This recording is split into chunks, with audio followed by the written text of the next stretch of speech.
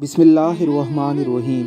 कहते हैं कि एक हाकिम अपने मशीरों और चंद फौजी ऑफिसरों के साथ बाजार का गश्त कर रहा था। इसने एक परिंदे बेचने वाले को देखा जो एक परिंदों से भरा हुआ पिंजरा 1 दिनार का बेच रहा था, जबकि उसके पास एक पिंजरा ऐसा भी था जिसमें एक अकेला परिंदा था जिसकी कीमत वो 10,000 दिनार मांग रहा था।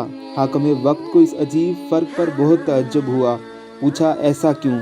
परिंदों से भरा हुआ पिंजरा 1 दिनार का और वैसा ही एक अकेला परिंदा 10,000 दिनार का। बेचने वाले ने कहा, हुजूर, ये वाला अकेला सिखाया हुआ है, जब बोलता है तो उसके धोखे में आकर बाकी के परिंदे जाल में फंस जाते हैं, इसलिए ये कीमती है और इसकी कीमत ज़्यादा है। हाकिम वक्त ने 10,000 दिनार देकर वो परिंदा खरीदा और नेफे से खंजर निकाल कर परिंदे का सर तन से जुदा करके ज़मीन पर फेंक दिया।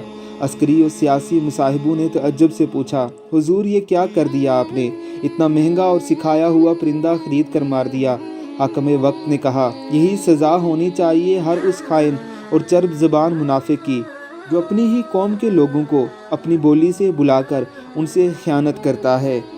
आज ऐसे ही कितने चर्ब ज़बान मुनाफिक और खाइन हम पर मुसल्लत हो चुके हैं। काश के कोई हाकिम वक्त सबका भी वही हाल करे जो उस बादशाह ने उस परिंदे के साथ किया था। आमीन सुम आमीन।